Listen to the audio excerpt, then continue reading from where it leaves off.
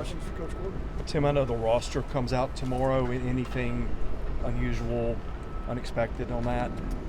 I don't know if it's unexpected, but not really. No, I don't think so. From our vantage point, everyone's healthy, so knock on wood, from an injury standpoint, everyone's intact.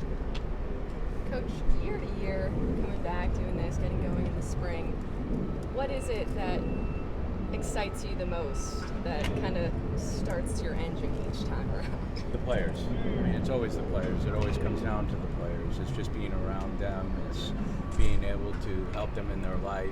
It's being able to teach. It's being able to coach. And I say the players, I would say staff too. I mean, we're a very close group. We meet every day, and we function as a large family of 60. So I would say it's that. It's the ability to connect with people. I mean, I think connection and relationships are very important, regardless of what you're doing from a team standpoint. That's the driving force. You mentioned what I do. You mentioned staff. Obviously, some new members of that staff this year. How do you think they have gelled, and how do you think they have helped improve the team before the season gets going? Good. Jayson has done this for a long period of time, Jayson King, and he's sat in my seat for 27 years, so that certainly is a lot of experience, and I'm very grateful for him being here to make a decision to leave a head coaching position to another position with another team is a compliment. It's a compliment to our program. But I love Jayson, and I love what he stands for. He's a hard-nosed guy. He's had to do a whole lot with less. I love that component of him.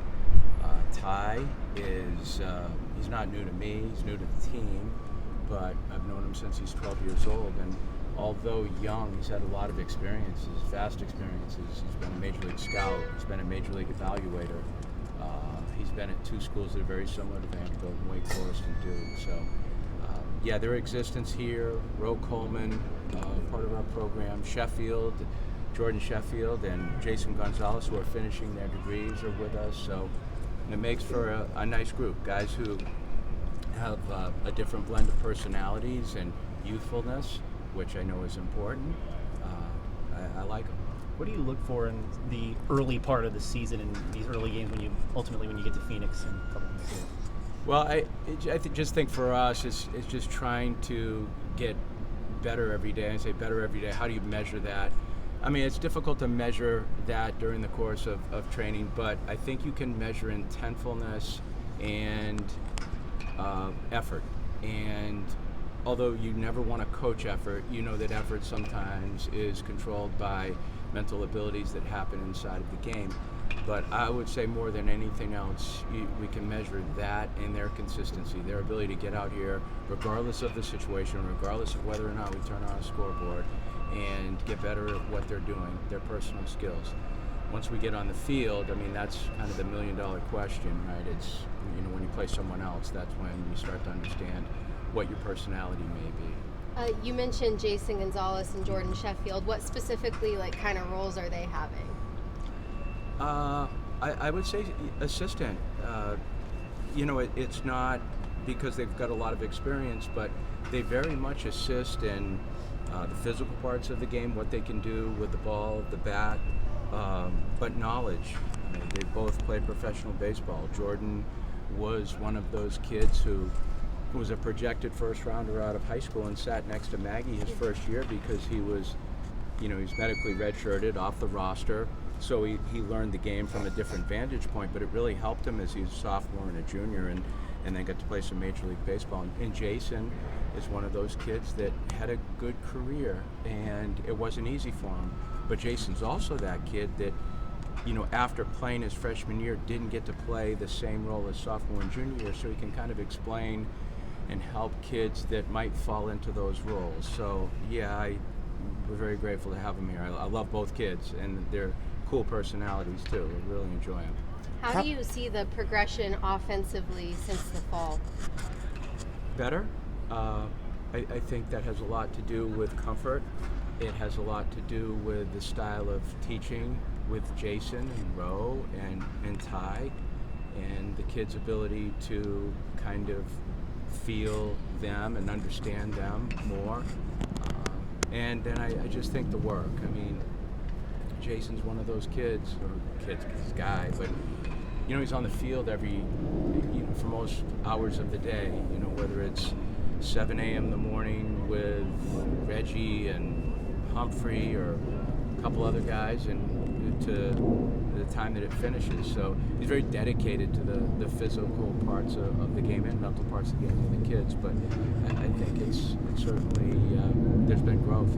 Have you seen any increase in power output in the stuff that you guys can measure, and any idea whether that maybe translates into games? Yeah, I'm not going to say I think so, because I kind of know so. Now, it might be based, Chris, on the fact that we have more access to information now, so we're starting to look at those numbers a little bit more than we did in years past. But you take a kid like Chris Maldonado, for instance. That was a guy that led our team in hitting as a freshman, played very early in last year, and then we lost him. But the Chris Maldonado that I remember even last year is not the same Chris Maldonado this year. It's a much stronger version. It's a more knowing version, and Chris was pretty knowing as a freshman. He'd give you a good at-bat. He knew the strike zone. He wasn't jumpy mentally. I thought he had a good presence about him. Might be the fact that he's, the last child of 4. He's been able to sit back and all athletes and watch them. But I think kids like that have helped their strength and helped us drive the ball. It feels like you have a lot of different options on the infield. How do you see that shaking out? Is there anyone who maybe could move to the outfield to kind of free up that logjam? We've done some of that. We've done some of that with Rigdon. We've done a little bit of that with Mancini as well. But at the same time, they've played roles inside the infield. It's competitive. It's very competitive, and I guess that's nice. Certainly from their abilities to push one another. But yeah, we've mixed that up a little bit, because I think when you start to play the lineup game in your mind, as we do as a staff, then you have to look at, okay, if you're going to get your most competitive lineup in, where do those guys fit defensively? What about Rigdon's skill set intrigues you? Batter's box, for sure. He gets in the batter's box, and he's locked in. There's an awareness, there's a skill, there's a presence. He's not blown away by anything. You can see him. He's a calm kid, and he's a little bit laid back too. But there's a different rhythm to him when he's in the batter's box. He's bright-eyed. He's very confident too about what he can do. For your returning players, how would you describe their transition and approach from the way last season ended going into this one? I think hungry. I think, it's when you're in a program like this and you've had opportunities in the past that they've seen from afar, whether it's postseason, the opportunity to go to Vanderbilt, the opportunity to go to Omaha and win in Omaha. There's certainly a sense of, okay, we want to be the people that take this next step with this team that we haven't done, in the last couple of years. So I think that's always the thought process. But behind the thought process becomes a day-to-day expectation of what you need to do in order to earn that. So I would say the older kids they've done a very nice job. I mean, Vastine, for instance. Vastine, his senior year, and I look at how much growth has taken place mentally with a kid like that. But the thing that he does every day is he's on the field and he's just throwing himself around like it's a game, and he has no regard for his body. And maybe I should be the one that puts the brake on him sometimes, because I certainly want to preserve him for the games. But at the same time, he's showing others how you have to train at a certain level in order to get consistency, and he certainly does that. But I could say that about Austin. I could say that about Maldonado. I could say that about Humphrey. I think they give you the look, mentally and physically, that you're looking for to build a team. Pitching wise, do you have anyone who isn't going to be available at the start of the season? No. Now Robinson and Teague, I think, will be the ones that will have to figure what we're going to do with them, because there is a side of them that can come back and pitch potentially at the end of March and April. But that kind of rests on where they are, which Teague is in a pretty good spot and Robinson's in a pretty good spot. So it'll really come down to whether or not we want to utilize that year or not. But right now we're in a pretty good place, and I hesitate saying that, but we're everyone. You got 24 guys, and you got 24 guys right now that are pretty healthy. Your bullpen feels like it's in a pretty good shape. You get Sawyer back healthy. You've got the group of sophomores who were good for you last year. I know you're still either in the middle of it or going to wrap it up, stretching guys out. But any clue how your bullpen roles might fall? You mentioned Sawyer, but we're trying to lengthen him out too because of his abilities, which I think is good. Miller Green, we're trying to lengthen him out too. So I think the bullpen will be based on who's not starting, essentially. And right now we've kept that, at least the training period of lengthening guys out to about 10 guys. So I think that will probably be clearer to us after a couple weeks, and then once you start playing again, you always, move some pieces around. But I think a better idea in a couple of weeks. What do you make of the preseason or the non-conference portions of the schedule where you're going to Arizona and the trips to California too, and the programs you're playing at those places? Very difficult, very tough. I mean, we're stepping on the gas right away, especially when you go on the road.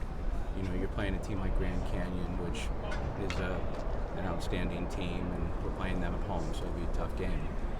They all will. Cal Irvine won 45 games and could have easily been in Omaha last year. And then, the UCLAs, the USCs, the Connecticut's got a very good team too. So I think it's kind of like what we've done in the past here. Chris would know, and you guys, Kevin, the guys who have seen our program, we challenge ourselves pretty well. So before we get into SEC, we're playing some pretty good teams. It will give us some indication of who we are. The SEC, it's kind of its own animal. I'm not saying that because we're better than everyone. I'm the last guy to say that. But once you get inside a conference play, it's probably relative to every conference, then there's an uptick in everything that happens. What have you seen out of Miller Green and his growth specifically? Maturity. Just maturity. Owning a routine. He's very hungry. There's kids, and I would say there's a decent amount of them, but Miller Green in particular, that if Brownie wasn't around, he would operate, well, he's a director. He directs himself. He understands what he wants to do, and because of that, his pitches are crisper. There's more life to the ball. There's a greater connection between he and the catcher. He's targeting the ball, spinning the ball well, both from deceleration and acceleration. But I would just say maturity more than anything else has brought that on. You mentioned your team being hungry, particularly the returners. How much of the returners being hungry do you think is driven by kind of the way it ended last year in the regional? I think it's all past experiences. Past experiences can do a lot of things, good, bad, and different. They can serve as motivators, but at the same time, those are past experiences. And last year's team has nothing to do with this one. And I got used to saying that in 14 to the 15 team. You're not repeating anything because you didn't do anything. You're another team. Just because Dansby's a junior and was there last year, he's a junior, so he's a year different than he was last year. And I would say that for every year. You're not repeating anything. Basically, what you're trying to do is create your own chapter and body of work, and they know that. That's a pretty healthy concept inside of what we're doing. Where has R.J. Austin gotten better from last year? I would say that the game as a whole, probably slowing himself down. That's probably the best thing I can say about him. I think, when he was here, and you've heard me compare him to like a 70s player because he just plays at one speed, but he doesn't play slow, but he can put the brakes on his mind and put himself in a good spot before he hits. He was wound up tight as a freshman, and lessened that as a sophomore. There's greater presence for what he's doing, but he still plays the game. I'm not going to say recklessly, but he plays the game ferociously. He's on the field to do one thing, and that's compete and beat you, and he enjoys that, and I enjoy having him on our team. Is RJ back at 100% health-wise? Yes. Shoulder early in the fall, we had to contend and work with that shoulder a little bit, and then obviously in black and gold, he didn't get the reps, but yeah, he is now. Knock on wood there too. It's been a fun fall and winter here for our teams. Football had a good season. Basketball's played really well. How fun is that for you to kind of enjoy that? Great. I love it. I mean, I love it. I mean, I think for all of us who follow Vanderbilt University in the sports, when you walk through those gates and you talk to coaches and other players, you would like to talk to them about positive things that are happening with their teams. And yeah, that was a lot of fun to be a part of Clark's situation. And you know, certainly now with the two basketball teams, I love it for Shea, I love it for Mark. I know Shea better, but at the same time, Mark's establishing himself well with you know, how he's doing it. You know, to me, it would be like 9, 10 different brothers in the house all of a sudden. What the hell? That's a lot of different bodies, but he does a good job with it and putting people in the seats. And it makes fun to cover for you folks. Was it cool to see the reunion of the championship team from 2014 here a couple weeks ago and have all those guys come back? Yeah, that makes you emotional. You know, when you get so many guys back, they want to be a part of the program again. And, you know, the thing is that team won a national championship, and there's a lot of major league players, but those two topics never got brought up in the time that, you know, we were together. We went to Hall's to eat at 7 o'clock, and we didn't leave there till 1 a.m., you know, and that much chatter going on and that much conversation, all being positive. It's tough to get people together because, you know, as I tell this group, you're together, and really the last time you're together will probably be the last time in totality that you're together. And reunions don't happen even with families, and typically we end up doing things together in moments of sadness. So it's great to have them all there and healthy and well. Having done this for such a long time, Coach, from your experience, what needs to happen these first couple weeks leading up into the opener for you guys to situate yourselves, position yourselves for success towards the long run? I think they gain consistency. I think if the kids gain consistency, then there's a natural confidence that starts to happen with the group. So, and I say consistency, you know, just in terms of whether all sides of the game, defense, pitching, and offense, we're experiencing some type of success and able to replicate that. So I think if we can do that, then our confidence will continue to grow. I think all teams jumping into this situation are always confident from the get-go, but then resistance happens, and when resistance happens, you wonder how you handle it. So I feel good about that situation, but that's what I'm looking forward to as well. Of the other players that missed the fall, Riley Nelson and Matthew Polk, what's their statuses? Riley Nelson's with us. He's fine. Matt Polk is not. He's in school and he's going to finish his degree, but he's not on the roster. But you know, I talk to him on a weekly basis, and we're very well connected. So, but he's not on the roster this spring. McElvain, we didn't get to see much of him the last 6 weeks or so because of the injury. Mm-hmm. What does he give you this year? Good left-handed abilities. I mean, he's a kid that has a pretty good arm, better than a pretty good arm, but he also is, I said this about Miller, but I would say that about him too. More maturity to handle his pitches. He's breathing better. There's a better presence on the mound. Last year was, you know, he's a bulldog, but I think containing bulldog mentality is very important for a young kid, and he's been able to do that thus far. He's pitched well for us, so I'm looking forward to him being healthy, and he's done a good job with his body too. You got to give him a lot of credit from a fitness standpoint and a physical standpoint. Ethan McElvain's done a really nice job with his body. Got time for one, two more. Johnston and Holcomb look like your best two power bats when I saw you in the fall. Would you agree with that? And how much do those guys help you in that area this year? They certainly both have power in their bat. I think there's a couple others, you know, Nelson is certainly capable of doing that. Austin's certainly capable of doing it. J.D. Rogers. But, you know, Brody, for being such a young kid, there's never an expectation that a young kid's going to come in and swing the bat. And, you know, he's had the flu the last week, so he hasn't been out here, but he's going to be out here. He was out here yesterday, and he'll be out here today, so get him swinging again. But, you know, there's going to be a learning curve for him. You know, he had a good fall for a freshman. And Holcomb's gotten better. Jason's done a nice job with him. He's gotten better in terms of swing path, working on the mental side of the game. and you hope that happens inside a game. Hope he has success. Coach, thank you. Yeah, Gigi. At this point of the year, I don't know how much you know, but has anybody emerged as a leader? Is there anybody you want to in particular? There's probably a lot of them. I just say the older kids. I mean, Hawks has done a nice job. McElvain's done a good job. Miller Green's done a nice job. Austin, you would kind of figure that. J.D. Rogers, I'd say there's probably a decent amount of them. But the leadership among a lot of things, and it really is confidence in yourself and confidence in the other people around you and your ability to give off that confidence. And, we haven't played anyone with the exception of those 2 little games in the fall. So, but right now, we're in a pretty good spot with that. Thanks, guys. Thank you. All right. Yeah.